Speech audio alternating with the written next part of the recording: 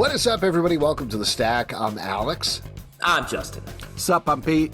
And on The Stack, we do something that nobody else is doing. We review comic books. This is something that just doesn't happen anymore, but we do it, and we're the only ones that are doing it. Are people still out there reading these things? Because, I feel like it's just... I am. You don't read the back of a baseball card or the inside. I went to Jimmy John's the other day, and they were wrapping up comic books with a new issue of The Penguin, and I was like, whoa, that's going to be worth something someday. And they're like, yeah, this sandwich is going to be worth something someday. And I was like, you're not wrong. What? Wow. I sort of got what you meant. What? I think like newspaper wrapping up. I don't know who to be mad and at, you or Jimmy John's. I'm Jimmy very John's, confused. always Jimmy John's. Why don't we jump into the comic books? The Amazing Spider-Man number 44 Johns. from Marvel, written by Zeb Wells. That Jimmy is a jerk. Art by John Romita Jr. This is the final issue of the Gang War storyline. Woohoo! So, what did you think about the storyline, and what did you think about this issue in particular? Well, purely from a map-making perspective, we've gone on quite a journey here. There was all the different territories with all the different people, and now, all Tombstone. Hey, spoilers, man. Don't give it away. I'm No, spoiling it's a okay. map. You can Justin spoil a map. has A map always exists. been the cartographer of the podcast. Other than that, though, what did you think about the You content? call this cartography, is what I said. I thought it was an upswing from the last issue. I felt like this did a little bit better in this issue. I liked what went down, how it all went down. It was fun. The people jumping sides and that kind of stuff. Obviously Romita Jr., so the art's amazing. But yeah, I felt, as compared to the last issue, I felt like this did a better job of landing the ship, and then fun kind of place to leave it, where he's like, yeah, I owe Spider-Man. And speaking of which, I'm going to go beat the shit out of him to show him how much I appreciate his help. Great tombstone. Oh, thanks. That's a great tombstone. The I feel like this event, I liked it from a plotting perspective and And like a map perspective. and a map making perspective. Really great stuff. But I do think it didn't really amount to too much. I thought there'd be more. I did like, there's a nice scene between Spider-Man and his buddy who nearly died. So that was cool, but it wasn't too much of a Spider-Man story. It felt like we were just witnessing an event. It was a So Like we weren't the in title character's character, this event petered out for me by the end. Hey. Ooh. Pete doesn't like that Oh, sorry. because that's his name. His Okay. name is synonymous with slowly failing. Petering out. That's not. We get it. This Asshole. You started don't have really to keep strong, but saying I it. agree with you, We Justin. know what you're talking about. These last couple of issues felt like moving the chess pieces around the board to me until we're like, yeah, Tombstone won. That's cool. And I don't really care about who is controlling the gangs of New York, but I do care about these don't? characters. You live and in New York. Yeah. what I it's true. liked about the first couple of issues is the stress on Spider-Man, the focus on Spider-Man, and once again, very true to Zeb Wells' run, we got away from Spider-Man and focused on Tombstone instead in this final issue here, where Spider-Man almost felt like a tangential player. I did like everybody showing up to help out. I love it the was fun. moment of Shang-Chi and Iron Fist being like, what? We faced down a tank. You guys didn't know about that thing? That was funny. Yeah. Very fun bit in there. So I didn't hate it. And to your point, Pete, I like the John Romita Jr. art, of course, but this was not, I don't know, this was not the gangbuster ending, not to use a pun, that I was hoping for from this. Why don't we move on and talk about room Wait, real quick. Yeah, I just one want to second. say, as a New Yorker, I want to welcome our Tombstone Overlord. Oh, nice. Yeah. And really get to know his particular brand of pizza? of pizza and crime. Crime and I would pizza. assume. Same thing, honestly, if you ask me. Yeah, now that's an autobiography. $4 for a slice? Come on. Now that's a crime, huh? Forget about it, says Brooklyn. Room Service, run by the Hobgoblin, I believe. Room Service number 0 from Image Comics, written by James Todd IV, art by Elsa JT4. Charretier. This is right off of a Kickstarter that they did to launch this book. So presumably there's going to be some more issues after this. But this is focusing on a secret society that lets the rich people of the world get away with absolutely everything. It's disturbing. It's upsetting. The Elsa Charretier art is stunning, as you might expect. Unupsetting, as you might expect. Upsetting in a good way. Love everlasting. Great iconic main character as well. Really good stuff. I agree. I feel like JT4 is killing the game right now. Dude can't do any wrong. I mean, this is just like a creepy but fantastic story. Love the art. The kind of red villain dude is super cool. I can't wait to read the next issue. I'm having a blast with this. It's some nice sort of class commentary. It feels like good little twists and turns in here. You know, in whose side are you on? Are you rooting for the rich person who gets to kill indiscriminately, or are you rooting against him? I don't know. Whew, good question. Why don't we go around and say whether you're rooting for the rich person who can kill without any compunctions and have no repercussions whatsoever, or the regular person who dies, and who's moral and dies. Well, I'm rooting for the guy in the red sachet who is trying to earn a living working for a madman. You know what I mean? Of course, Pete's got the blue collar back, the blue collar murderer who's like out there. Yes, we can, bro. Come on. Yes, we can. Wow. Rosie the murderer. Pete's rooting for Rosie the murderer. All right. Amazon's Attack, number 5 from DC Comics, written by Josie, Campbell, art by Vasco Georgiev. In this issue, we seem to get a big reveal of the villain who has been behind everything, manipulating our Amazons as well as Mary Marvel. I love this series. I think the tone is so fun and dark at the same time. It's not at all what I have expected from the title, but Josie Campbell killing it on the writing, Vasco Georgiev killing it on the art. Having a great time reading this book. Yeah, I mean, first off, amazing cover, like all caps, amazing.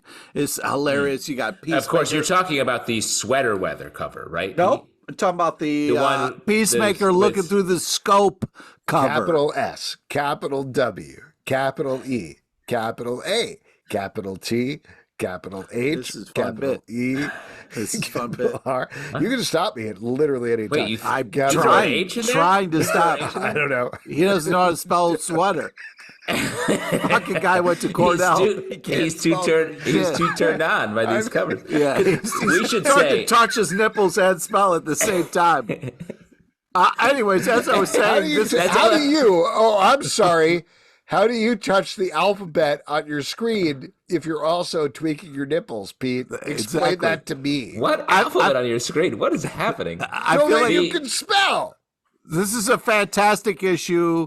Hilarious. Just so everyone listening knows, we are also sort of, as an homage, in our sweater weather outfits, which is like skimpy tops. And as Pete, because I'm always like, it's bathing suits, and Pete's always like, it's a sweater up top and some skimpy on the bottom.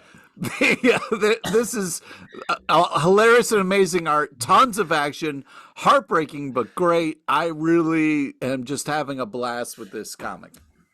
I think the issues. I've been liking this comic more with each issue. I feel like it was a little bit like I couldn't really find the strong narrative. It was building, yeah, but it was a little bit disparate. And I thought this issue brought it together in such a sweet way. I loved the tone of the Amazons being sort of hated and feared around the world, I thought was really great. And the emotional impact that has was awesome with the gunshot that happens. I also thought it was an interesting riff. It reminded me of the original George Perez Wonder Woman run, which was about a gun. And this was sort of the flip. It was a bullet. And I thought that was such a smart way to take a huge piece of Wonder Woman history and flip it on its end and have it be meaningful again by having the bullet be sort of the object they're talking about. In the same way the gun was holding the bullet back in the day. Yeah, it's pretty cool. Well, I'll tell you, we have Josie Campbell is coming on our live show next week. Oh, man, we should talk to her about this. Well, we'll see. We're going to be talking to her about Boom Studios' I Heart Skull Crusher. But can we talk to her about Amazon's Attack, please? I think we'll skip. Pete, if you mention Amazons or attacking in the general. whole time. I'm just going to be thinking trouble. about, she's going to be talking about Boom, and I'm going to be like, oh, man. The Amazons attack. What? Sorry. No, they woke up I from love a dream. you. Oh, no. Oh, no, I've said too much. How many rom-coms am I in right now? Avengers Twilight #3 from Marvel, written by Chip Zdarsky, art by Daniel Acuña. In this issue, Captain America is attempting to free what remains of Iron Man from the raft and fighting Iron Man and the Wasp's errant son. Now, Tom Brevoort hyped up this issue. Shots fired, definitely. But Tom Brevoort has hyped up this issue. He said first, this is one of the best Avengers issues he has ever edited in the entire time he's been editing Avengers, which has been about 25 years. He also called this amazing. Chip Zdarsky was like, this guy never compliments anybody. And in his last newsletter, he was like, there's at least 2 heck yeah moments that'll make you shout out loud. That's a lot of hype going into this issue. A lot of hype. Do you feel like it paid off on that? Well, I will say I did enjoy this issue, and the moments that are perhaps the most obvious heck yeah issues. Hey, you learned something in here. I do that. Well, of course, Don Heck was one of the creators of Wonder Man. Something I've always. Yes, we all know that. We all know that. Yeah. Well, you're a Wonder Man fan, so I would assume. I'm a Wonder Man fan, so I definitely created it. I mean, Wonder fan, if you are. Indeed, if I am.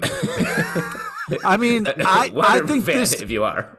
This issue, I'm glad I didn't hear about all this hype because maybe it would have ruined it for me, but I really like this issue. I love the art style. It's got this kind of like painted old school feel to it, which I think is great. The kind of older Cap is very enjoyable in this. Great story. I had a great time on this issue. I'm glad I didn't know about all the hype that might have ruined it, but yeah, this was cool. Yeah, my armchair psychologicalizing, I can't use words anymore, is that Tom Brevoort is definitely feeling like I'm at the end of my Avengers tenure, and I'm feeling very poignant and nostalgic for this because I don't know if this is the best Avengers issue that he's ever edited, but it is a good issue. It's a great issue. Yeah, it's Chip great. Zdarsky writes some really good action in here. There are, in fact, multiple moments where like, hell yeah, this is awesome. I think there's 4, actually. There's 4 moments. Really? I'll just name them. Say them. I will detail them, and everyone's mileage may vary. But I think the Bullseye, Hawkeye was great. Yeah. Seeing the Shield was dope. That was very cool. 2. Ms. Marvel stepping up. I can carry you all. Yeah. And then Thor, lightning strike. Oh my god. Yeah, no, that's true. It's a sweet Avengers issue. If you're an Avengers fan, it goes in the direction you've wanted since we've had the beginning of this series. Daniel Acuña's art is stunning, like we've been talking about across the board with this title. So I don't know. I'm still like, it is in the shadow of a lot of other things, from Dark Knight to oh my gosh, why am I blanking on the name of Kingdom Come? Kingdom Come, thank you. I knew it. Yes, Kingdom Come. I was going to say Beast Wars. Beast Wars? I was going to say Peggy Sue Got Married, the movie. Oh, good.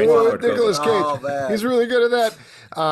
Yeah, so, but it's a good title. If you're looking for a good Avengers title, pick this up. What are we talking about? Well, real quick, I was going to say ham sandwich. Oh, sorry, what? If you're an Iron Man fan, there's no better Iron Man story this week. And I'll just plot it out for you. Iron Man's a head in a jar who then gets dropped in the ocean. The end. You're being sarcastic because we will talk about a better Iron Man issue. Yeah, we will. What a real demon in a bottle situation, am I right? Hey-yo! Radiant Black, number 28 and 28.5 from Image Comics. The first one is by Kyle Higgins and Joe Clark, art by Eduardo Ferigato. The second one is by Kyle Higgins and Joe Clark, with art by Marcelo Costa. If you have been following along here, our main characters have been fighting in a trial run by this multiversal something or other called Existence. No, not Existence. I was going to say, you mean somebody else is going to have to host this podcast. Oh, God. Someone went in and switched all the note cards in Alex's brain wall because he's saying stuff that's close to right, but definitely different. Existence, the vaguely softcore pornographic sci-fi movie from the 90s. Yeah, he puts like, it's Cronenberg, right? Like he puts a thing on his face and it's like really fucked up. Yeah. What a great pull. We all have broken brains, but that's a great. Sometimes the pea in the Cabbage Patch doll head comes out and has something going on. Anyway, they are going through a number of trials to try to prove themselves and save Earth. What we've been following here is initially choose your own adventure is the wrong thing, but like a multiversal path of what Nathan and Marshall would do differently in these scenarios. They have been branching out farther as the titles have been going, but there's still parallels between the two of them. Here they're facing the third trial and go in extremely different directions. This event continues to be absolutely phenomenal and creative. It is a must read on both issues if you're into this title. I'm blown away by the creativity that's going on here. Yeah, I agree. I just think it's just structurally amazing what they're pulling off right here. I mean, the art continues to be artistically impressive. The story is really fun.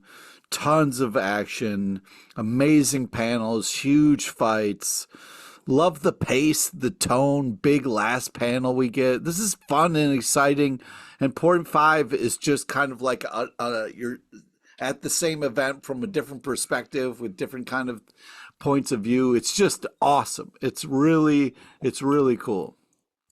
Yeah, I agree. I agree with everything that's been said. But is the takeaway from both of these issues that, like, whatever you do, life sucks? A little bit. Well, what they've been positing, to break it to you, big guy, but what they've been positing over the first, I think, 2 months of this event is, okay, here's how Nathan would be better in this situation. And then we got to see, here's how actually Marshall would be better in this situation. This one, they both lose. So one worse than the other, one in a grand, less emotional disaster, and one in a much more emotional but less grand disaster. So you could say that one is a better hero, but also I think maybe the lesson is the emotional one in 28. The characters are reeling from a previous emotional event, so they behave rashly and make mistakes. In the other, much more organized, but their heroism and success leads to a big emotional tragedy. So I think the lesson is Marshall Mathers. You know what I mean? Wow. God, I couldn't agree more. Right. Cool. Yeah. Why don't we move on to spaghetti? What if Venom #1 from Marvel, written by Jeremy Holt, what if art by Jesús Hervás? This is, per the title, imagining what if other people came Venom. In this first issue, we get to see She-Hulk become Venom. And spoiler here, it seems like rather than with what if stories, we're getting to see the beginning and branching off in different ways. This is actually continuing story. So whereas She-Hulk gets into the first issue, we're seeing how Wolverine might end up with it in the second issue. But what did you guys think about this one? And I think if we can just parse the cover for a second, it looks like we're going to get 5 different versions here, the first of which is She-Hulk. Then you got Wolverine, looks like Doctor Strange, Loki, and Moon Knight. Ooh, that's fun. So that's a nice, I like we get a little broadcasting of that. I thought that She-Hulk was an interesting first choice. It feels like very random, but also I appreciated that randomness. It felt really nice to have a character that I would not at all associate with Venom. And the way it was done, I thought was really cool as almost like a horror thriller where She-Hulk is unaware of what's happening through a lot and then sort of accepts it and, you know, falls from grace as a result of it. So nice arc, and I like where we ended up. It's a little bit like, here's a sad story about a hero you like. See you later. Come back next month. I think She-Hulk's a great choice because it's like if somebody else is going to get the power, who could do it better? You immediately think She-Hulk. You know what I mean? So I think she doesn't do it better. I know, but she should. She suffers. Yeah, I mean, realistically, but yeah, I hear you. But I just think that She-Hulk is a great choice because I think, you have somebody who can wield strength in such a great way that it doesn't overpower her and make her this kind of like, so I think it was a cool choice in that, just to kind of be like, she can wield power a little bit smarter than most. So it'd be an interesting choice. I like this a lot better than I thought I would, given that I've been a little iffy, no pun intended, by the what if titles that have come out recently. And I don't love Venom in general, but I thought this was fun. It was a fun book. I don't know the specific continuity, but it seems like Jeremy Holt found a pocket where She-Hulk was working in a place, and if she stayed a little bit later, she might end up walking past the church where Eddie Brock ultimately got the Venom symbiote. So I like that idea. That seems very classic to What If. I also don't love the idea of having continuity with What If, but at the same time, I'm curious to see how this spins out, and how it continues to get worse and worse potentially over multiple issues. Have you checked out the television show What If? Yes, I have watched that, Justin. Because there is some continuity there, similarly. I also thought the art was very nice in this comic, something that I'm the one who always mentions. Yes, you found it to be super pineapple bananas, right? That's exactly that's what a saying. I say. That is a saying, says the man who says it. I also thought it was funny the way that Eddie Brock is just like, this is so scary, and he runs out of there. Very funny take on Eddie Brock in this. Yeah, it is a fun take on the Brockster. Green Arrow #9 from DC Comics, written by Joshua Williamson, art by Sean Izaakse. Green Arrow is breaking into the Hall of Justice. Yeah. Hall of Order. Order, Alex. And I, for one, am happy I welcome the Hall of Order being in charge now. Boo. You coming dad. face to face with the belle of the ball for DC Comics, Amanda Waller, the character that they love putting in literally every single book. It's Waller Green Arrow. The baller. She plays hard, baby. Yeah, Green Arrow Waller versus the Wall. Mm-hmm. That all said, I like this. Again, I was sort of trepidatious by there is so much Amanda Waller in DC Comics right now, but this is good. Having Green Arrow do a Die Hard, it's probably not a Die Hard, but like just a break-in. Existence. Sort of an existence. Sort of like I call it more of a Johnny Mnemonic, honestly. Wow. I think this was a great issue. I thought it was a lot of fun. Love the art, love the action, some badass stuff going on. And I felt like it was a cool setup for more to come. And I like, spoilers, but I like the Diggle reveal. I'm a sucker for the Diggler. Yeah. The event that has sort of left us here with Waller and the Hall of Order and what's coming down in the future for Waller, I feel like it sort of landed with a little bit of like a dull thud. It was like, yep, Waller's worse than you think. The Wall. And I thought this issue did a great job of actually telling a good story where there are like really clear consequences. Peacemaker, who's like the Wolverine of the DC universe, man, this guy's showing up everywhere. Put him in more stuff. It's hilarious. I'm fine. I think there are other options for characters who you can have be even funny and like a dick. Lobo, come on. Well, wait, can I jump off of something you're saying? I think I've been very, I didn't read the event where Waller was on Earth 3, so I don't know specifically what happened, but I kind of assumed she was taken over by somebody else, or there's like somebody else, Ultraman is behind it or something like that. And maybe he still is, but I think this issue went a good ways away to explaining why she is doing what she's doing in terms of flipping over the DC universe that I liked. Like, I think Joshua Williamson gave her a really good villain motivation here, which was something that we've been lacking thus far. So good issue and kind of a surprising key issue in terms of the Uber story that DC is telling.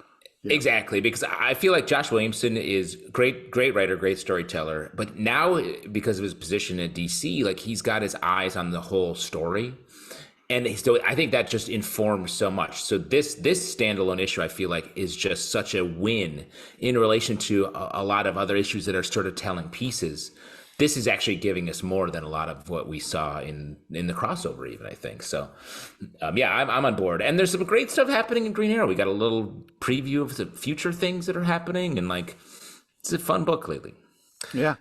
Ice Cream Man, number 38 from Image Comics, written by W. Maxwell Prince, art by Martin Morazzo. In this issue, we're following a clone of a guy named Gary, it's not a clone, who is in a facility with a bunch of other Garys who are doing meaningless tasks. Are they meant for something more? Is there a world outside? That's what they explore here. I'll tell you what, love this issue as usual with Ice Cream Man.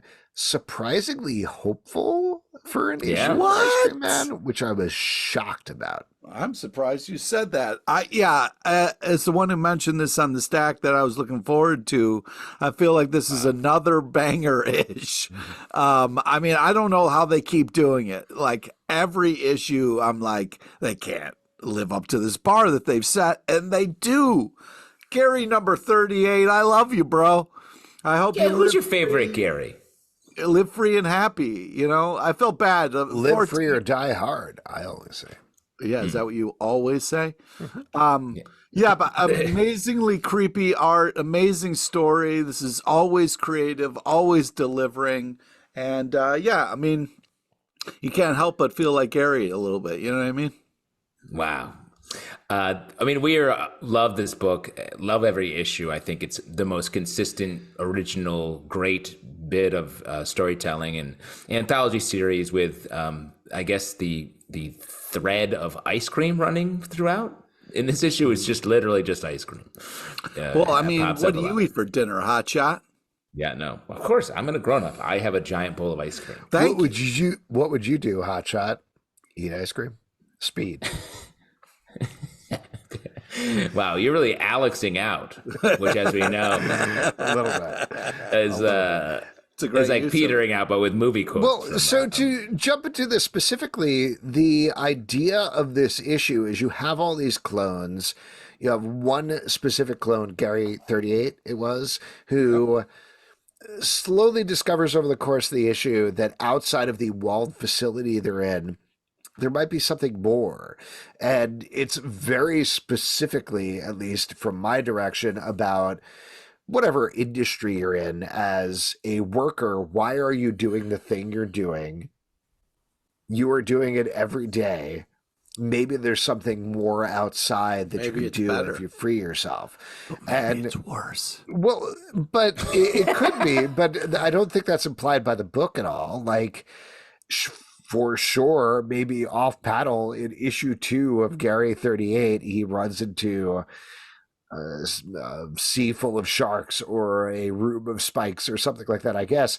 But this is a lot more in line with the other things that W. Maxwell Prince has been doing, like Swan Songs and Clown was the other book, that feel like they're weird and they're dark, but they have slightly more hopeful endings.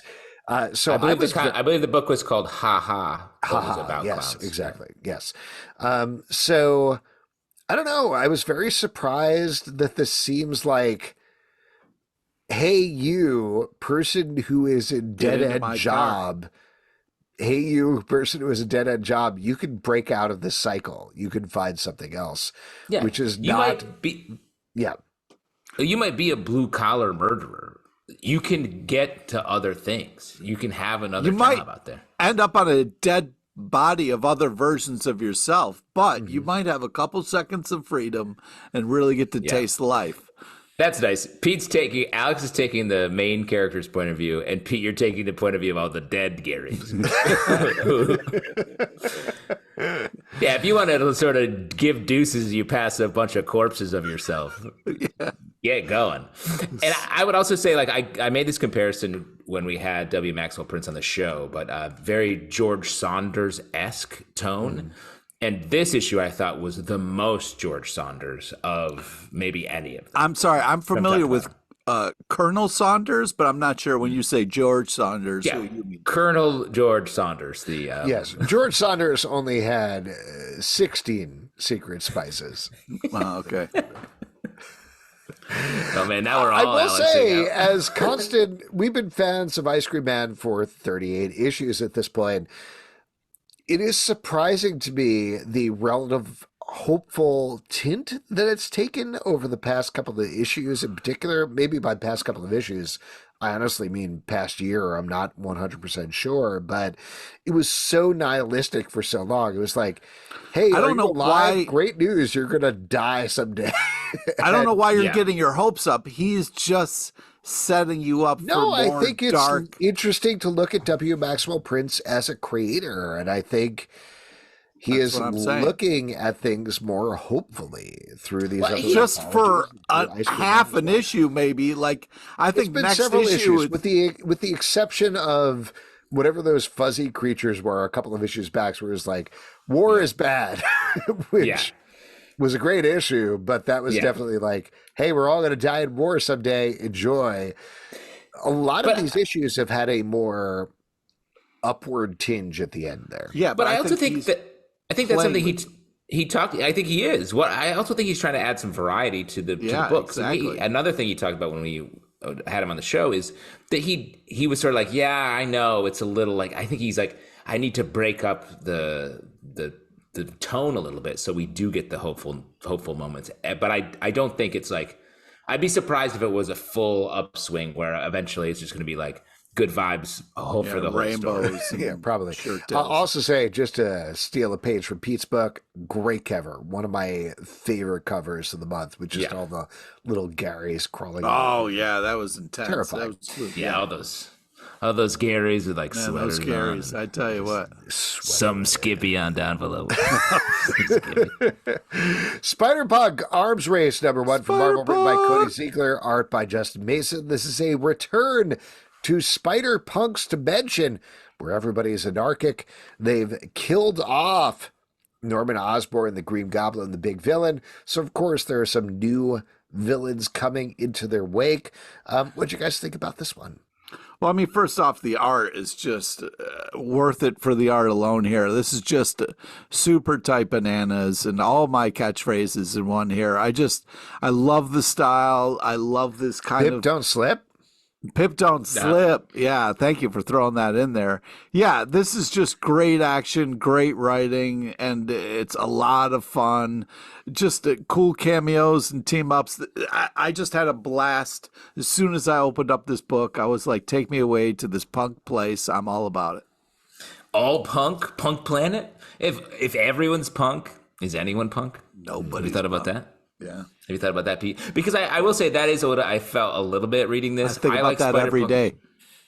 Yeah. How are you punk on a daily basis, Pete? Oh, you don't want to know. Oh, wow. Good answer. Nice. Pete's a secret punk.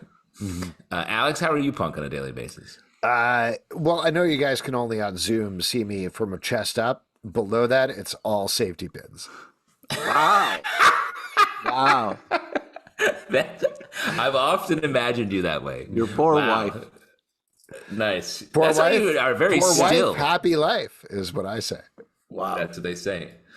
Wow, great. I forgot it all what I was talking about. You were talking about how you're a punk every day of your life. I just piss in the corner of every room that I'm in. Pretty punk. But first off, this takes place. I think you're a cat. I think you're a cat, is what you're saying. Explain the difference. Thing. Yeah, exactly. Same thing. Sorry, I don't know the difference. Fair enough. Puff the Punk. This takes place in Philly.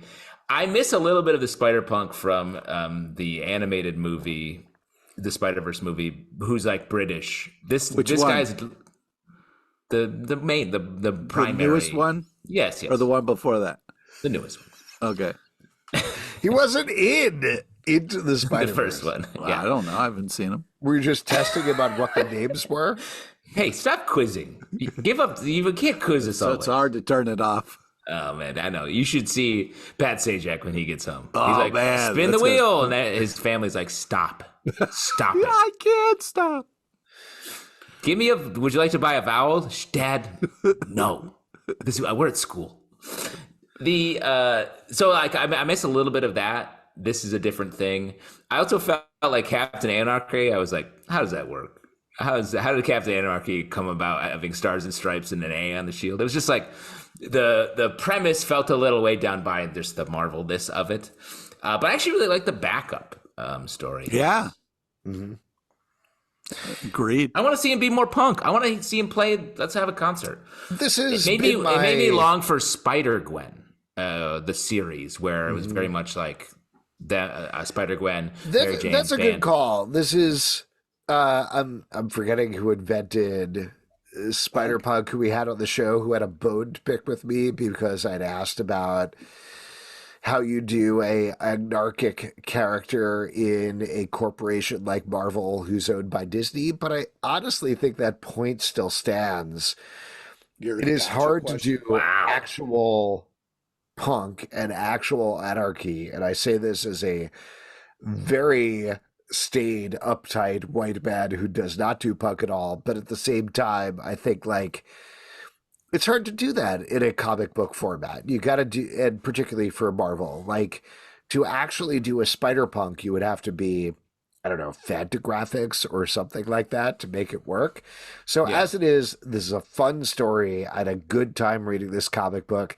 Is it punk? Probably not, but that's okay. And I had a good time. As always, we end each review with punk or not punk, and we're gonna go with not punk on this. Did you say you were a stained white dude? Stayed. Like no, you stayed like the band. You stay in one place? No, I'm like the bad Stayed. Justin's right. Okay. It says here Spider-Punk created by Dan Slott. Is that who we were talking to? Nope. Interesting. No, it was whoever wrote the first title, the first Spider-Punk book. The first Spider-Punk series. Yes. Yeah, because that was Dan Slott, like you said. No, I think Dan Slott wrote him into like. Yeah, he introduced him in Spider-Verse, but somebody else created him. I'm sorry. I'm forgetting. I apologize. You'll look it up, but The Flash #6, DC Comics, written by Simon Spurrier, art by Mike Diodato Jr. This is the final issue, the first arc of this horror take on the Flash, as the Flash and his wife and the other Flash all fight against the stillness, among other things. Man, I love this book. It's so creative. The contrast, this is the first time I think I've seen a real contrast between Barry Allen and Wally West in years, other than like, I'm Barry Allen, I'm a serious guy, and Wally West is like, I'm a funny guy. There's legitimately a difference in the characterizations of them that Simon Spurrier is putting in here, which is so undervalued in comics. I was very impressed by this issue. I've been loving before this we get run. too far into this, Justin, is there anything that you were looking up that you want to add? I believe the person that wrote the first series was Cody Ziegler. Okay, so maybe Cody was probably bad. Cody, yeah, because we did have Cody on the He's show. still going to be mad at me, I guess. Yeah, I'm glad we both are. But good, you and Cody, I'm aligned. The what I was going to say about this though is, I have been loving this. The idea, I said this on the live show, that like the flashes are always like so shiny and like forthright, just trying so hard, and it's about like just, I want to be faster, I need to go faster, and then some sort of arcane science. I love that this is like absolutely different. It's much more like metaphysical, mystical. We don't know what's happening. There's not even a mystery to solve. Like the flashes aren't trying to solve something. They're just like, what is happening? And they're being dicks to each other, and Wally's like fucking up. And I love that. I think it's so good. I love this sort of like secrets are a big factor here, keeping secrets, a little bit of addiction, maybe is that we're going to get to family and the secrets you keep within a family. Like, I don't know. This is just one of my favorite Flash runs in a long time. Yeah, I think I love the tripped out cool covers that we have here. We have some prose, which is interesting. The art, though, I mean, just so tripped out and amazing. The use of yellows and oranges, just some fun panels, some amazing page layouts.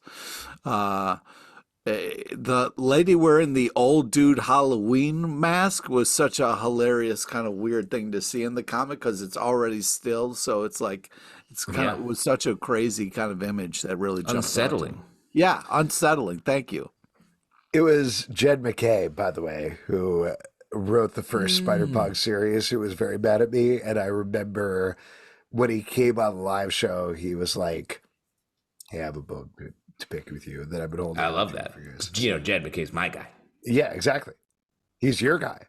Clearly, I guess, not my guy. I'm sorry, Jed.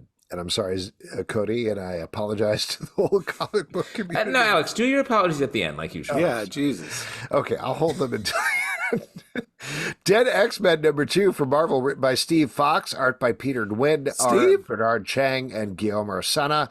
We have a bunch of X-Men who are traveling not exactly through the multiverse, but through the Moiraverse, if you will. Ooh. The Moiraverse of madness coming soon. Pretty much. Favorite. You've got an evil Moira McTaggart who is chasing them. They are trying to escape from these different timelines that were created by the Moira engine, which was created by Mr. Sinister. What'd you guys think? Well, they find out they're in the Moira's 7th timeline.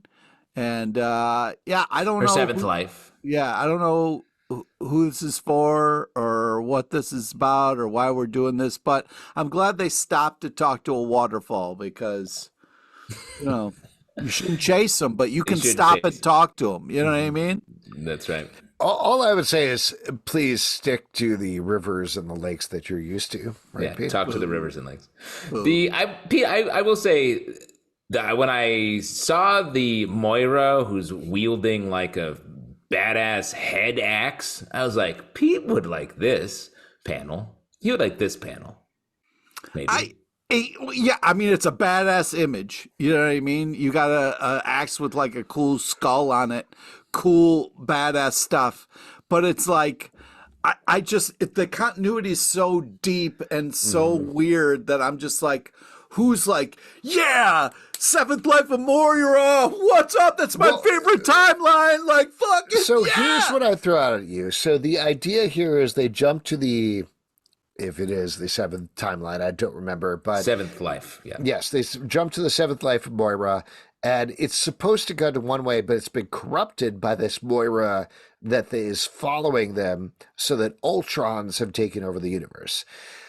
I like the idea, like we talked about with the first issue, of a riff on Exiles, where you have this team of X-Men jumping through the multiverse, but in this case, they're jumping through the Moiraverse. They're jumping through different timelines that have been corrupted by this other Moira. That's cool. Is it? It is. Just said doesn't sound cool because it's like, it's also multiverse. So Exiles is one of my favorite. Moira. Exiles is one of my favorite underrated titles. It is essentially Sliders, but with X-Men. Very fun. Really good title. Got into some great character stuff. The thing that worked about that is it had a room to play and really grow characters like Blink and I'm forgetting who it was. The guy who had like angel wings and Mimic, I believe. Mimic, there you go. And other characters like that, kill some people off, bring some other people on. It was long form storytelling. This is a short form storytelling with a short amount of issues. And so it doesn't quite seems like it's taking forever. Well, it doesn't quite work as well because they don't have like 9 different timelines or 10 or an unlimited amount of timelines to jump through. It's a limited amount of timelines. I love to explore the different timelines that Moira created when she reset her timeline. That's a cool idea. We're not getting enough space to play with that here. Well, I think even beyond, like, Exiles was a premise and then an open world with infinite possibility where, each arc or each issue is them jumping to a new world that they don't know what's happening and they have to do one thing, like Sliders. Great. This is literally like they have a confined box where it's like, hey, you have to get close enough to take a psychic informational read on a Moira that's still organic enough so that you can pull the information about her 10 lives or whatever, so we can bring that back to Professor X, who's got his whole own other thing. And then it was just such an info dump. Mr. Sinister, it's so intense, it's so heavy, it's such a tight box and a tight goal for them to do, so much so that they finished their mission because Professor X needed the information for the Fall of X book. And in this, they're like, so what else could we do? Should we track down, maybe we could solve a Dominion. We can figure out how to beat the Dominion because no one would ever expect the Dominion. It's like, how do you beat a Dominion? What a Dominion is this sort of like Mr. Sinister controlled techno-organic space god. And it's like, it's so heady and out of space. And then they don't even do that. They realize that they've fucked up the timeline because they gave Moira this information on how to leap between her lives. So now she's doing it, and now they're like, oh no, we messed up. Here we go. Yeah. It's the thing about Exiles is like, it was always, we're trying to get home. It was a very basic Star Trek Voyager Sliders type thing. And this, they have a tinge of it, but then they kind of move on to other things. And if it was, we're trapped in this Moira engine and we need to travel through multiple timelines, awesome. Would love to read that. That's not what this title is, unfortunately. But on the positive side, I like these characters. I like the fact that they are jumping through and they're like, oh no, how do we figure this out? Let's solve this. And then they have to try to do it. It's a nice. Would you say your favorite character is the Waterfall? Of all the water characters, the Fall. All the water. Yeah, I just want to give it a lot of TLC, honestly. No, nice. Boo. I'm sorry that I brought it back up. Sorry that I delivered it with my left eye. World Tree number 8 from Image Comics, written by James Tynion IV, art by Fernando Blanco. We are finally moving forward here as our main characters get a last will and testament from the character who died, and we're getting our naked lady who now wears overalls, I believe. Some clothes. Yeah. It's like, we're finishing up the sweater weather event. Exactly. What'd you guys think about this one? Crazy cool art. The mix of mediums in this comic is really impressive. Like the way they kind of have like different kind of styles layered over different stuff. The glitching that happens. Yeah. Oh my God. It's so cool and really makes you kind of scared and worried in such a great and interesting way. This is an intense story with great art. This is a fantastic package. I agree. It's wild that this, the premise is maybe what we got in this issue, the 8th issue, which is crazy. It almost felt like a preamble series that sets up the world, and now this is what we're going to be doing from here on out. But it's exciting. The part that I think is funny, this book is like scary in a good way, and the characters are under threat a lot. It's great. But when they keep talking about the undernet, I'm like, that sort of sounds like a joke when they're like, beware the undernet. And I was I have undernet in my bathing suit. Mm-hmm. I will just mention, and this is probably something I should not mention, but I've been watching some episodes of 3 Body Problem on Netflix. Oh, I have not read the books, but watching the episodes, it was like, this is very similar to World Tree. So, really? Yeah, I want to go back and read the books of 3 Body Problem and see how much that inspired this, because honestly, there's like a lot of one-to-ones going on there. But wow, interesting. I would not have guessed that, but I don't know the book and the underlying work at all. We'll see.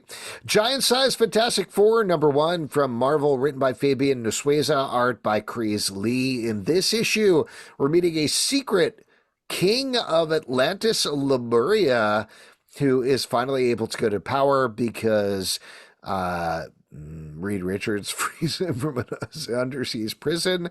And this is the Submariner from before Submariner, who ruled before, a Dom Mariner, if you will. And what do you think about this one? I mean, I will say, I feel like the pitch for this is like, Imperious Rex, huh? What if there was a guy? And literally, it's like, the Namor says Imperious Rex all the time. Let's make that a thing. So that was funny. I also think it's funny that Reed Richards is like, oh, I know these runes on this door. It says Tomb of Atonement or whatever. And he's like, let's go in.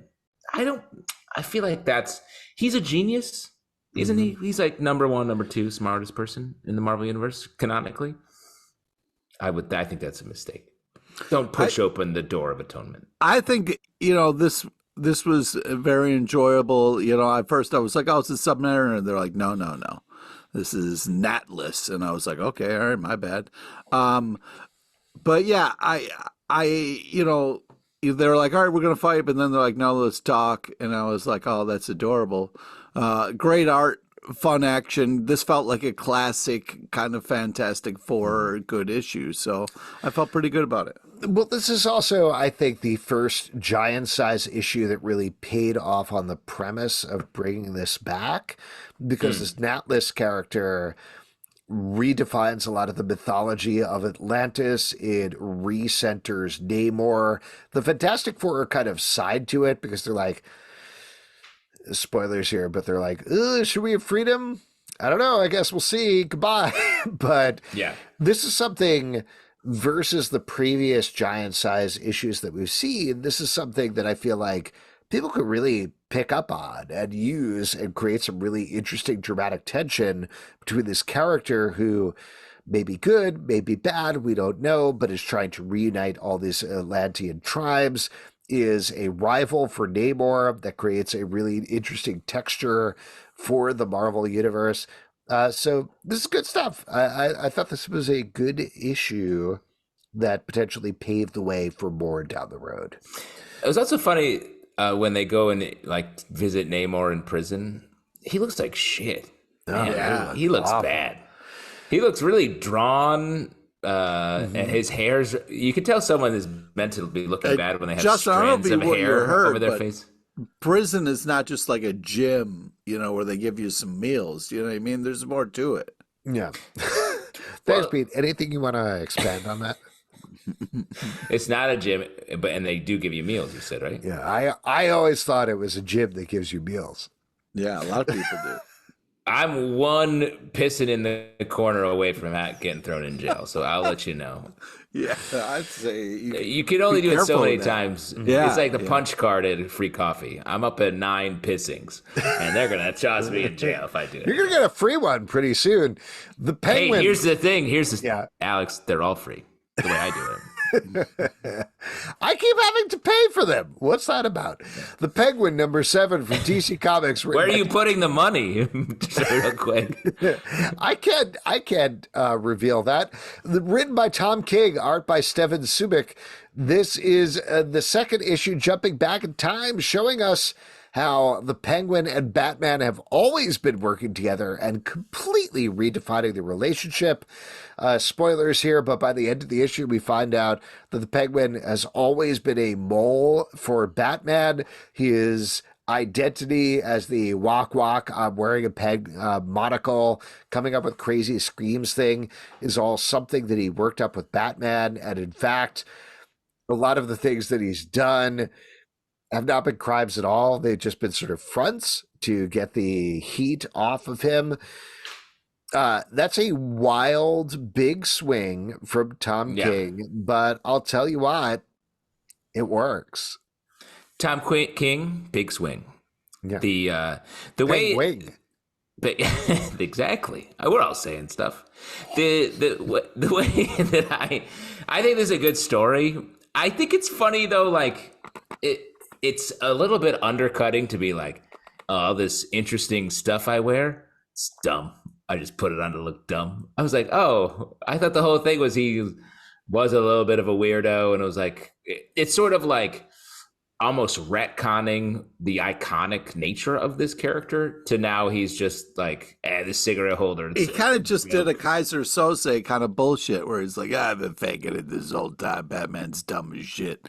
I love the art. The stylized look of this art is really cool. It sets a cool, twisted Gotham kind of tone for this Penguin versus Batman that's coming up. I can't wait till we get to the kind of action that we got teased really early on.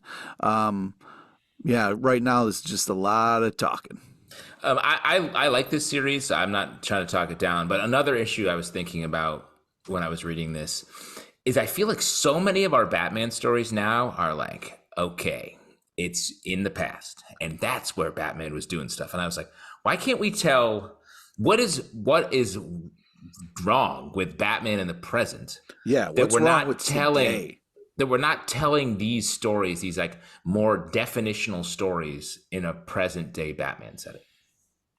I don't know. I think that's what Chip Zdarsky is getting towards in Batman. Certainly. He's brought him to his lowest point where he's in prison next to the Joker, imprisoned by a robot alternate identity version of himself. But I think that's very cool too. And maybe that is the reason why it's like Batman is so far down the continuity pipeline that he's like, I have a Zur-En-Arr personality I'm fighting against, and I'm fighting against this robot version of myself called Failsafe, blah, blah, blah. Like, it's that maybe it's like, you know what? I'll stay in the past. Keep doing that. I'm going to go back to when he just had a cave. Do you think there's a possibility, just because we got Zur-En-Arr over in Batman, and I know we haven't been religiously reading detective comics, but that's dealing with the whole Thomas Wayne evil version of Batman. Do you think this is another example of, I'm trying to think how to phrase this, but like people not knowing what to do with Grant Morrison? Like Grant Morrison being like, here's 1 million ideas in his Batman. And then everybody being like, all right, I'll pick up on that, I guess. But well, I do think we're headed for, similar to the X-Men universe, not quite as intense, where it's like they're headed for a hard reset. So it's like, hey, get your zoomies out, writers. Let's get wild. Let's kill some folks in weird ways, like a book we're going to talk about in a little bit. And maybe the Batman stories are doing that. It's like, let's go hard, go deep, because in the recently announced event, Absolute Power, is that what it's called? Yeah. I feel like the end of that's going to be like a whole very big flag in the ground. Here's a different version of a lot of these characters. Resurrection, and I'll also mention it's not like we're not getting Batman stories where you're like, I'm Batman doing Batman stuff, because there are 1 million Batman books that come out any given month. Resurrection of Magneto #2 from Marvel, written by Al Ewing, art by Luciano Vecchio. Storm has headed to mutant hell to get Magneto out of it. In this issue, they chat about it a bunch and ultimately break out of mutant hell and find maybe who has been manipulating things and been holding Magneto there. What'd you guys think about this one? Well, first off, I love the kind of like almost 80s look we got to Magneto in this. It had real old school vibe to it, which I thought was really cool. And he was crying blood, which it's tough to watch. I just think that there was a lot of fun monsters in this ish and great art, and I'm not sure what's going to go down, but it's interesting, and I'm having an interesting time. I feel like all those blood tears. Would you expect? I really wanted to see him stuff 2 Kleenexes in his eye sockets like it was a bloody nose, and just like holding the edge of the sockets. Oh my God, that was such a gross visual, dude. Why did you do that to me? These are just the thoughts. Oh my God. These are the takes. It is. He just never wipes his face. But and then pulling it out with that would just be, because there's going to be some clotting. Yeah. And it might stick to your eyelid and you're trying to pull out the tissue. Oh, stop, man. Yeah, it's gross. But that's what happens. That's why you don't cry blood tears unless you're Magneto or that one dude from Casino Royale. Big Tell. Oh, yeah, Big Tell. Was he in Mutant Hell? Maybe. He probably is. This book is, I like this issue a lot. Man, this is epic, like Phantom of the Opera, like organ scored really comic book writing here. It's like, like very epic. I liked all the nameplates thing was cool. And Resurrection, this is redefining Magneto as like a hero, like maybe the biggest hero of the X-Men, like going so hard here that Magneto's getting more in a classic comic book inversion. Professor X is compromising his morals. He'll do it for breakfast. Yeah, he'll do anything to keep he'll sell anybody out. His plans going. Fuck, man. Magneto, meanwhile, is like, I could have saved more people. Like, it's just like such the flip. And I think that's interesting. I don't know. One of them is a hero and the other's supposed to be the villain. You know what I mean? But both heroes now.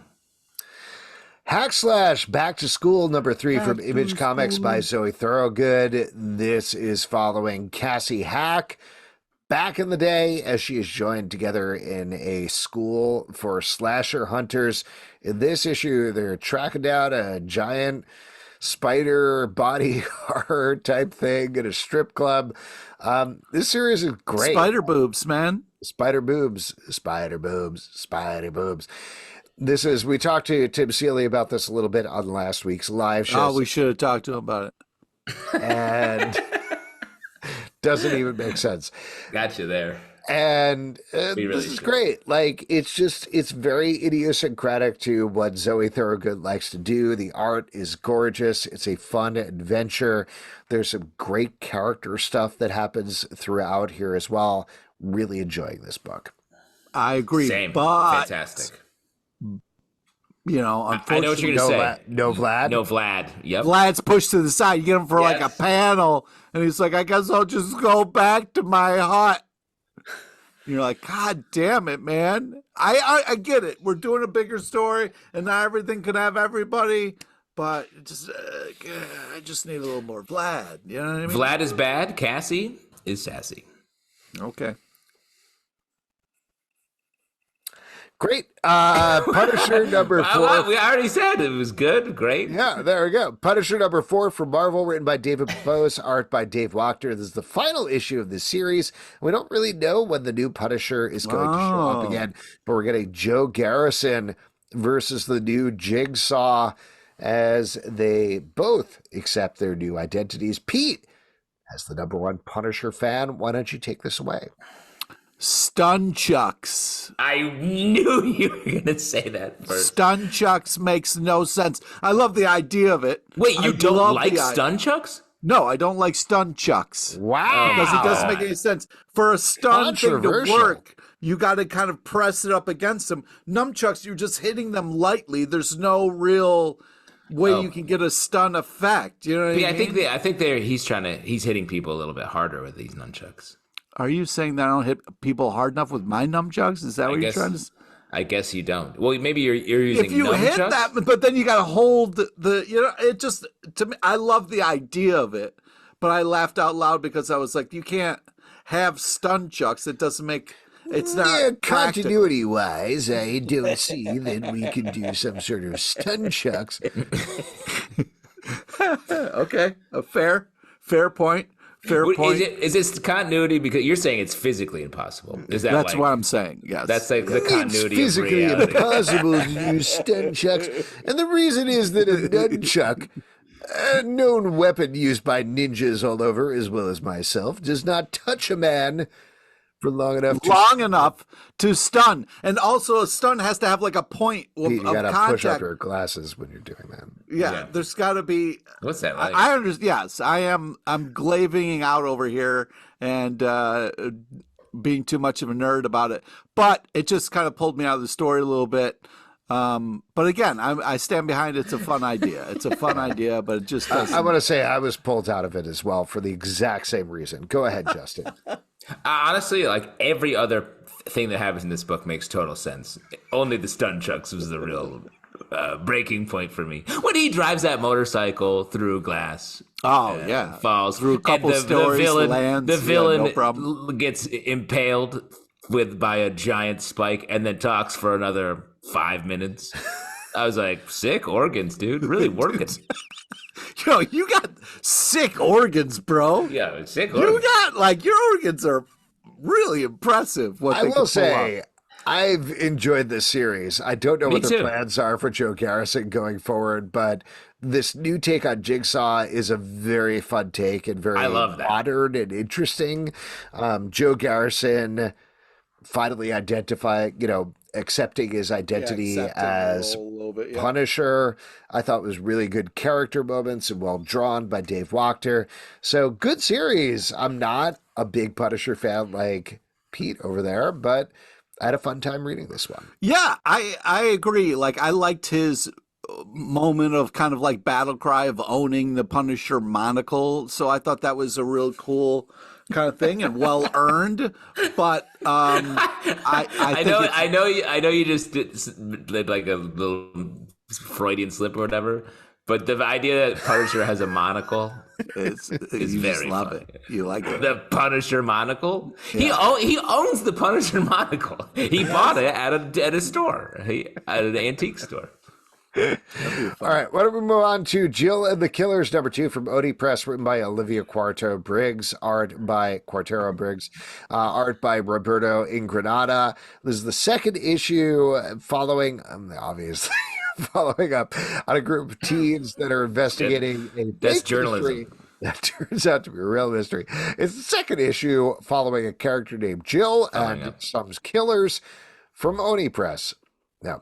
Anyway, we talked to Olivia about this on a couple of shows back, so check it out in the podcast feed. But very fun mystery. I'm having a good time reading this. This is twisty and interesting. It's funny at turns as well. What do you guys think? It's too bad we can't go back in time and talk to her again because I have so many more questions. But I think this was very enjoyable. I loved all the fun kind of twists and turns, and it does a great job of getting you excited for more. Also, the art is extremely enjoyable. It's hard to balance the tones that we're talking about here of like keeping a, intense, scary murder mystery or future murder mystery going, while also like doing a ton of jokes. And this book does it. Power Pack Into the Storm #2 from Marvel, written by Louise Simonson, art by June Brigman. We've got the Power Pack is teaming up with a chameleon and a snark, fighting against a bunch of broods. Meanwhile, Franklin Richards is trying to coordinate a bunch of folks, including White Maiden's sentient ship. Does that make any sense to anybody who isn't reading Power Pack back in the 1980s? I don't know, but it makes sense to me. This series feels like Power Pack. This series feels like it was a Saturday morning cartoon in like the mid 80s where you could just like do a ton of coke and write whatever you want, and they were like, got it, drawing it, it's on the air tomorrow.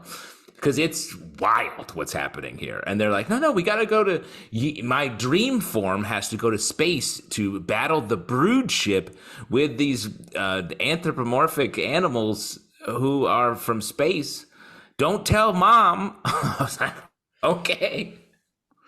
I got some questions. So do you think that like a writer back in the day, the heyday that you're talking about, was like, man, I can't come up with any ideas. If only there was this kind of white powdery substance that would just jolt my brain with like insane ideas. Yeah, creativity dust. Ah, okay, all right. Yeah. The brood ship design is very cool and very fun.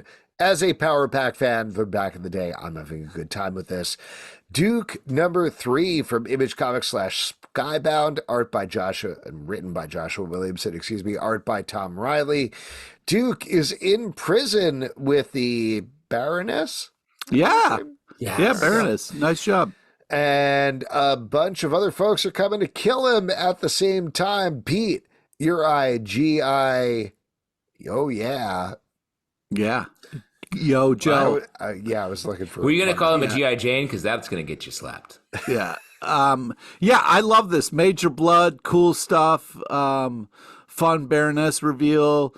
Duke's dealing with some stuff, man. All right.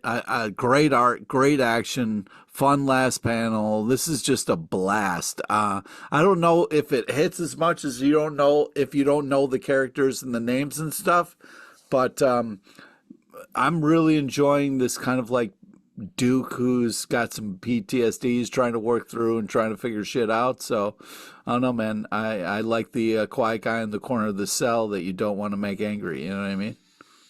Yeah, I mean, I think this is great. I love just it's such an intentional, like, art design and type of comic, like the red backdrop for the invasion. Like, it has that animated feel of the cartoon while still bringing all this other cool, more modern stuff to bear and setting Duke up as a hero. But I agree, like, when someone's like, look, it's me, the Mr. Blood. And I'm like, Major Blood, dude. Okay. Oh, he's a mage. He got promoted. I knew him as Mr. Blood. Yeah, you know him before he really found his calling. But in the army, I think you start as a Mister, and then you get promoted to become a major.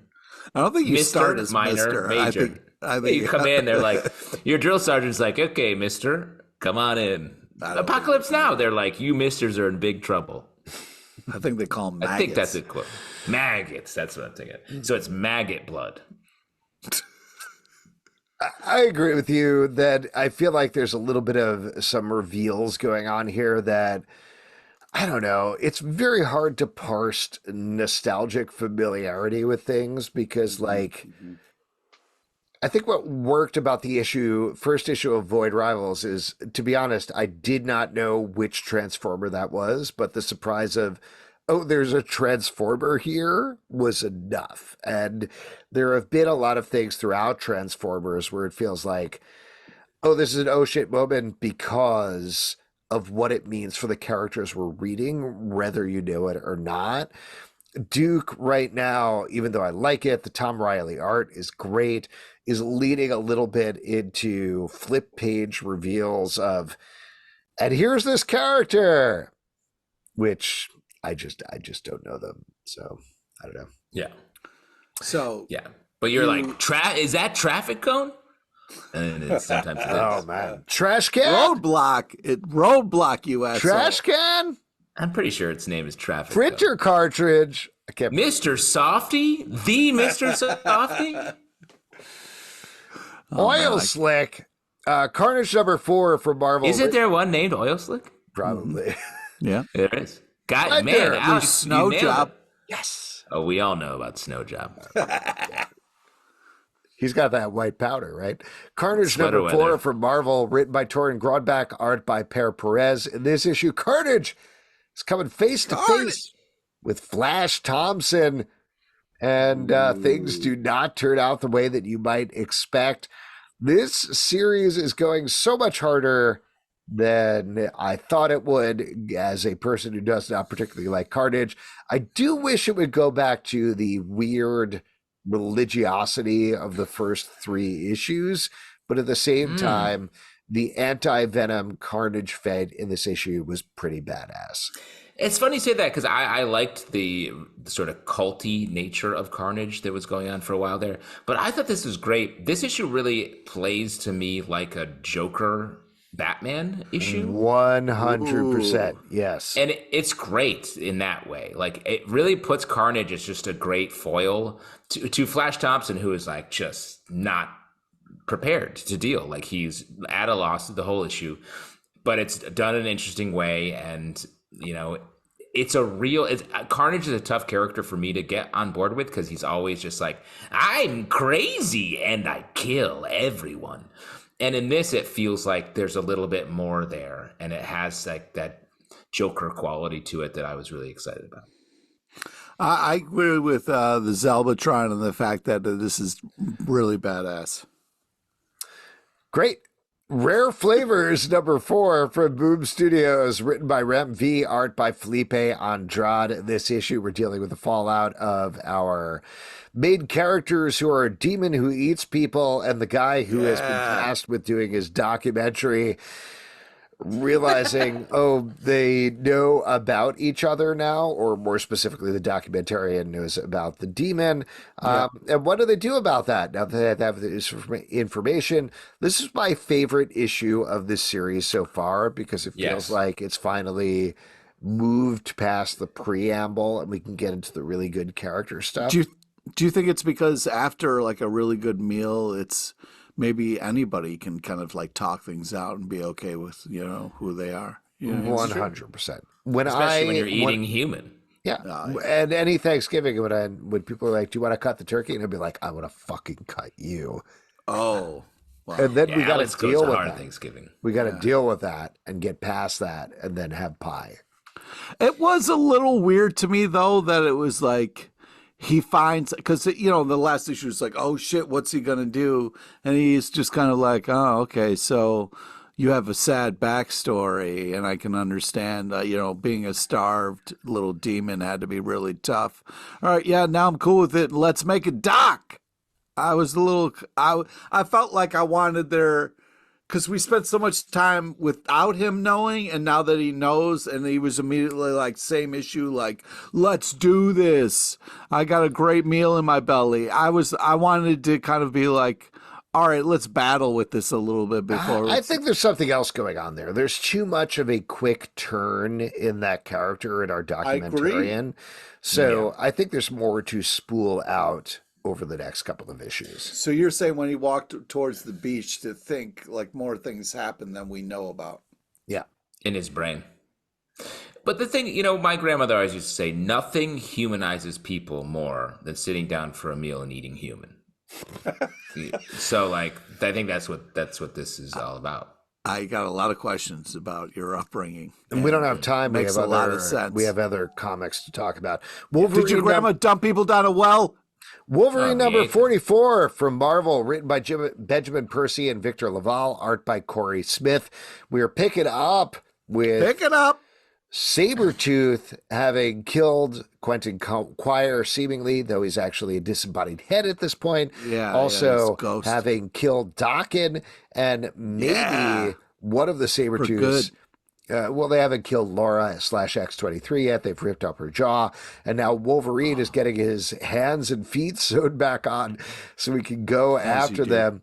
This crossover continues to be wild. Well, this is the first issue where I'm really back on board here because I'm glad that we finally sat in the history of Wolverine and Sabretooth. It's almost a touching tale of these two. So I'm glad that we kind of got a little bit of that in this kind of heightened battle royale on Wolverine's birthday, which is kind of a sweet thing that Sabretooth every year on his birthday, goes to visit his buddy. But yeah, things have gone. We went to see a movie for your birthday, Pete, and then you sat in a different theater.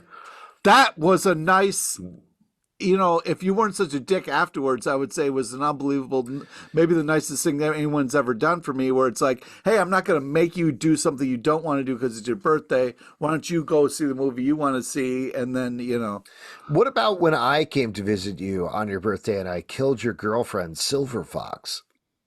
Yeah, that was really hard, and I've never forgiven you for that. Yeah. Reading this issue that's so Sabretooth focused, I almost expect to see Iron Fist show up because I don't know if you know, but Sabretooth first appeared in Iron Fist number 14. Oh wow! I'm glad that's just that. When you're reviewing comics, it's important to do the research. You gotta know the history. That's what it's all about. Continuity. Human history is just our continuity. And this continuity is. So when you're saying human history, you're talking about Wolverine?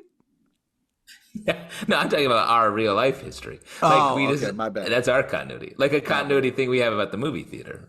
Yeah. Right. I don't really have anything to my life except comics, so that kind of is my continuity. I was silly trying to tie it back to the comic book. I apologize. Anyway, good book. Crazy. Why don't we move on? I do enjoy this a lot. The art is a lot of body horror, fun stuff there.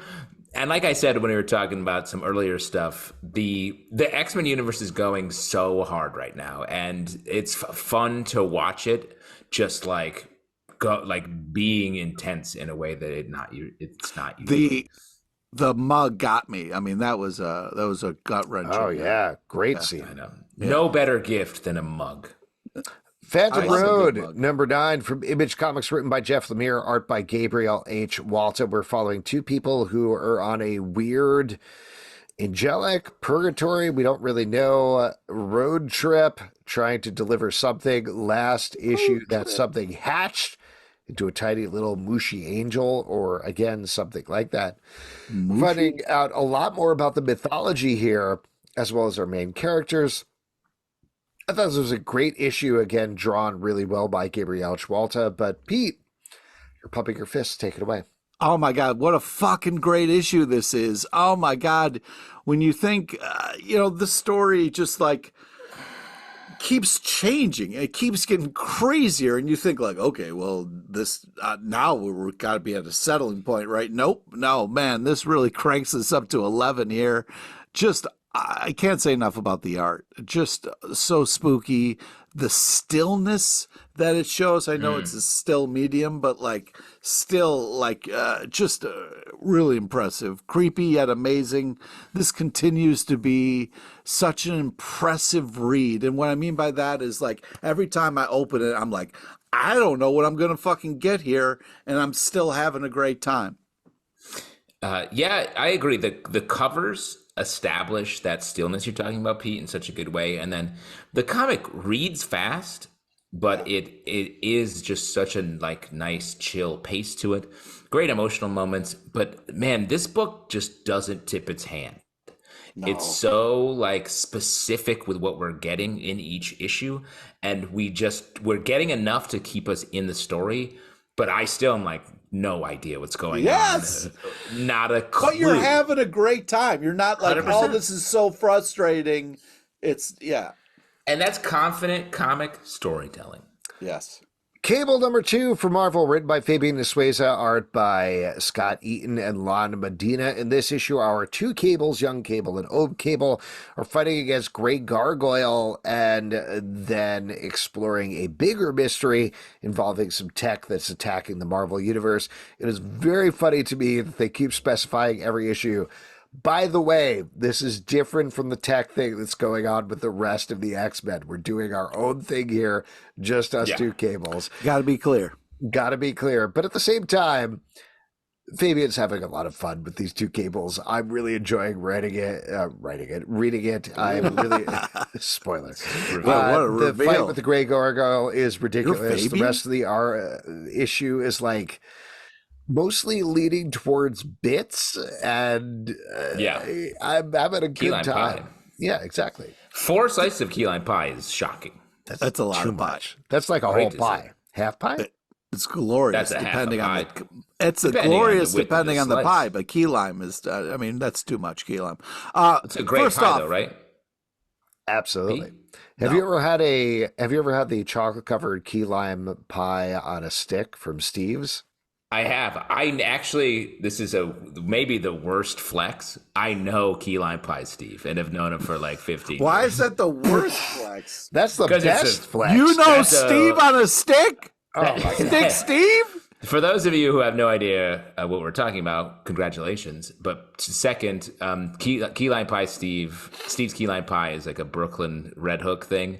And when I bartended and hung out at a bar over there, he was a regular and know him very well. That's awesome. And those was he just like drunk so good.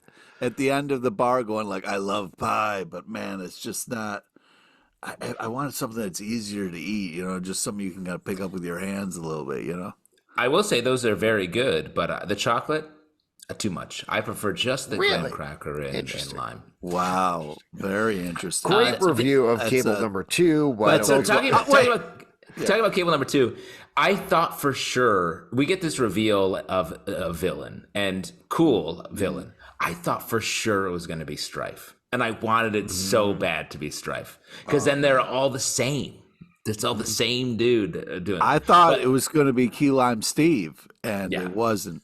That guy's a villain. Totally. Let me ask you guys: would you rather be young you hanging out with old you, or old you hanging out with young you? Ooh, that's tough. I gotta go young because at least you're like, this is what old me looks like, and I can make some better decisions. Or old, it's just got to be so fucking frustrating, man. Yeah. Because that young guy ain't fucking listening to shit, and that's going to drive you fucking nuts. Yeah. Anyways, Cable Cable Yeah, 2. you said young, and Alex, you're saying old? Yeah. You'd rather be old. You'd be like, I'd rather be old. I feel like I am more aware of what's going on in my life and my surroundings as a old person than a young person. That's interesting. I would rather be young because, like, I feel like if I was old, I'd be like, oh, this idiot's got so much shit to do. And he would be annoying because he'd always be thinking about all the things. But if you're young, you can just be roasting old you about how old you are. Would you hook up with yourself? What? Yeah, kiss That's a little. that's not even why is that a thing? Explore. Yeah, play around, piss If in we the can corner. get back to the comic a little bit, the Cable good versus stuff. the Gray Gargoyle was fun. And then the Cable and young Cable, got a little bit weird, but all right. But the thing at the end, which drove me nuts, because it's like a stupid Zalbin joke, where it was just like, always womb at the top. I was like, boo! Like, don't get cute with the fucking wording at the end. Of I love that joke fucking definitely caught me sucked. off guard That because I was like, sucked. all drama, all like big sort of scary reveal. Yeah, and then it was like wild that joke. pun at the end. I was like, what the fuck are you doing? All right, why don't we talk about Undiscovered Country number 28 from Image Comics, written by Scott Snyder and Charles Soule, art by Giuseppe Camuncoli and Leonardo Marcello Grassi. We're really getting to it here as we're getting closer to the center of the spiral. In this issue, we find out even more about the mythology of the world, as well as our main characters. Maybe one of them dies by the end here. What do you think, Pete? Very Looney Tunes issue here, the old train going off the cliff one. So, I think this was, continues to be amazing art, very creative storytelling, tons of twists and turns. We've been through so much with this comic, and it's still just as kind of creative and cool. I'm not bored with it or anything like that. I just thought the old train off a cliff was a little kind of I don't know. It just caught. I was like, man, what are we? The fucking coyote over here? What's going on with this? Wow, that's a bridge too far. Just like stun chunks. That's the stun chunks of this comic. Yeah. This is wild. It's so like mythological and crazy. I mean, something we've talked a lot about. You can feel it building toward an end now, and I think that's nice. Yet still introducing wild concepts like these people, these workers who are genetically bred in the Midwest to be absolute like giant meatheads is very fun. The Invincible Iron Man, number 15 from Marvel, written by Jerry Dugan, art by Chris Lee. In this issue, Iron Man is finally fighting back against Orcus alongside White Queen. I want to go to Justin, who is our romance reporter, to talk about this one. What'd you think? Fucking bullshit, man. Why? I love this relationship, Pete. You don't believe in love. You don't believe in this. Whoa! That's not Stark true. Frost love. I don't believe in this relationship. You can't say a blanket statement like I don't believe in love, motherfucker. Back up your truck. This is love. I really like this relationship. We get sort of a moment here where it's like, uh-oh, are we not revisiting this? And they better. I know it's going to get crazy with whatever's going to be happening with these characters, but this is the most fun pairing in Marvel Comics right now. Please keep this going post X-Men smash. It's an interesting match for sure, and I'm really impressed with how much I don't hate it, because I'm like, this is a train wreck of a relationship, but it's actually showing different sides of them in ways that I wasn't ready for, and I've been impressed by it. Pete, I will say, hold on to that line. I think that'll be great in your next relationship. I'm really impressed that I don't hate this. You think I should use that later? Is that what you're saying? Hold on to it. That's a banger. Use that in real life? Yeah, you're trying to hurt me, and I don't appreciate that. It's too bad we couldn't talk to the Dukes about this, because it'd be fun to get it. He's going to be on the show in March, but I understand that cuts deep, so why don't we move on and talk about Deep Cuts, number 5, from Image Comics, written by Kyle Higgins and Joe Clark. Once again, art by Judy Baugh. This is not a Radiant Black tie-in, despite what you might think. Instead, this is an ongoing anthology about jazz And in this issue, we're getting a jazz critic who is struggling with a new jazz player and whether he can understand his music. I was a little off the last issue, to be honest with you. I found it a little hard to hook into. This one was great. I really liked the journey we went on here. I thought Judy Boss art was awesome and so fun. There was a great sense of humor here as well as we followed this critic in his journey towards understanding everything. It's a little bit like Fear and Loathing Las Vegas, but not a road trip. I just had a really good time reading this one. I agree. This really got me so back into this. The last issue I was like, oh, I'm not sure, but this really just kind of put me back on this train of loving this comic, and the mood, the tone, the way it shows music in a panel, really so impressive, so creative.